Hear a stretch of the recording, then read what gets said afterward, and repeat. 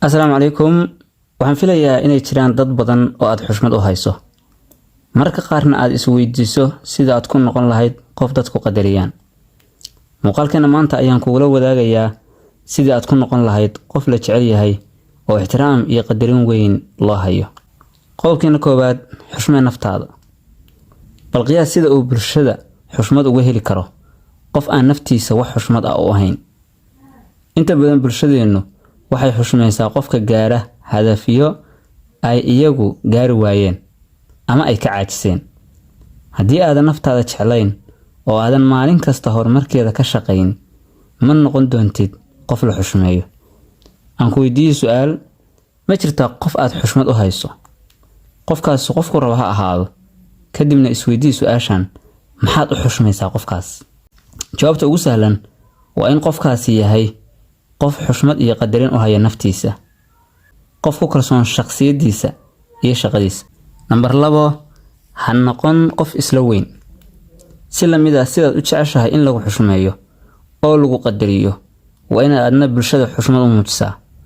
Waa inaad dadka kale aragtiyadooda iyo hawlahooda u goonida ah ku xushmaysaa.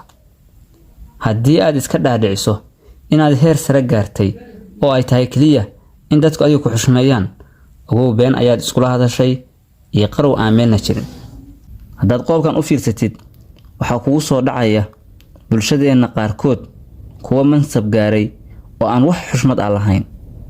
Waxaad arkaysaa dad bulshada dhexdeeda magac weyn ku leh sida mas'uul dawladeed, aqoon-yahan ama maalqabeen oo aan bulshada wax xushmad ah u hayn. Yacni isla weyni ayaa dilootay. Khayr qodobkan saddexaad wuxuu noqonayaa iska ilaali xaasidnimada. Xaasidnimadu waa cudur dilaa ah oo alla laga mangalo.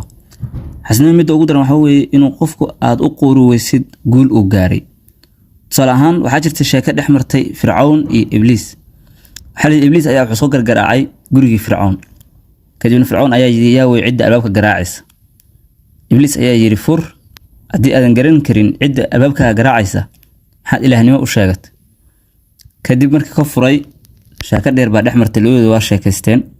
Inna adigu Ibliis wax badan baa ogtahay, kaar baa kugu dhacday. Aniguna ilaahnimo aan sheegtay, adna amarkii Ilaahay baa diiday. Labadeena cid naga shar badan inay jirto ma u malaynaysa. Ibliiskii ayaa yiri waa jirtaa cid naga shar badan. Wuxuu yiri waxa jiru yeey nin ah saaxiibkaya oo xumaanta aan u dirsado, xumaan kasta u dirsado ay qabta. Maanta dama iriyo waa ku amal marinayaa, si fiican ayaad hawlo fiican igu qabatay, waxaan kugu amal mariyaa. Markaasuu yiri nin dariskeyga hal sac oo ilmaha u maalo, sacaas ka gowrac. Xariyo nin sacaas ma gowrac, sacaas ma gowrici karee, sacaas Ilaahay baa dili kara waqtigiisa ku dhamaado dhimanayaa. Adiga aan ku siiyo 10 jibaar aan ku siiyo. Markaasuu ma rabo. Waxaan rabaa ninkaas sac oo ilmaha u listo inaad gowracdid. Marka qofka xaasidka ah ayaa ani adiga naga shar badan ayuu.